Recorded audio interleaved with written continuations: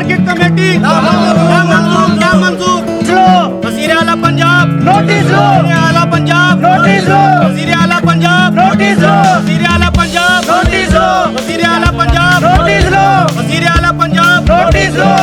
Market committee انجمن آڑتیان fruit and سبزی منڈی کے تاجران نے مارکیٹ کمیٹی کے سیکرٹری اظہر کمبو کے خلاف نائب صدر شیخ اعجاز شیخ شہزاد کی قیادت میں احتجاجی مظاہرہ کیا۔ مظاہرین میں حاجی شیخ افضل، شیخ محمد رفیق، شیخ ظفر، شیخ حسن، شیخ مزمل، شیخ شہباز، شیخ بلال، چودھری امانت علی، سکندر حبیب، محمد رمضان سمیت دیگر موجود تھے۔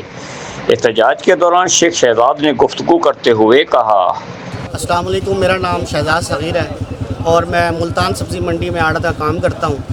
میرے ساتھ مارکیٹ کمیٹی نے بہت زیادہ زیادتی کی ہے، بالخصوص خاص طور پہ secretary market committee Azhar Kumbo صاحب نے میری کنسٹرکشن کو روک دیا، میری عمارت کو گرا دیا، جو کہ ناحق گرایا۔ قانوناً طور پہ میں اس کا مالک بھی ہوں اور قابض بھی ہوں، مگر اپنے مس یوز آف پاور کا استعمال کرتے ہوئے انہوں نے پہلے میری بلڈنگ کو گرایا، اس کے بعد میں نے بینک سے اپنا یہ عدالت سے اسٹے بھی لیا۔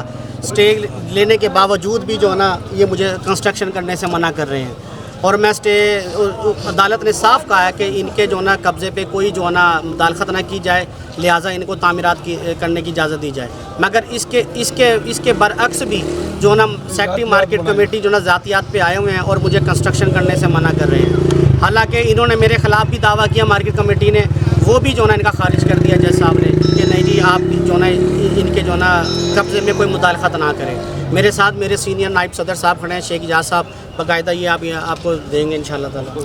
بسم اللہ الرحمن الرحیم۔ سر یہ 29 شاپ ہے، 29 شاپ میں سے یہ ساری ہی مارکیٹ سے ایک ایک روپیہ کلیئر ہے، اور نقشے بھی مارکیٹ کمیٹی نے خود انہیں پاس کر کے دیے ہوئے ہیں۔ لیکن ہم ان سے وجہ پوچھنا چاہتے ہیں بھائی آپ ان میں مداخلت کیوں کر رہے ہیں جب کہ آپ نے کچھ لینا ہی نہیں ہے؟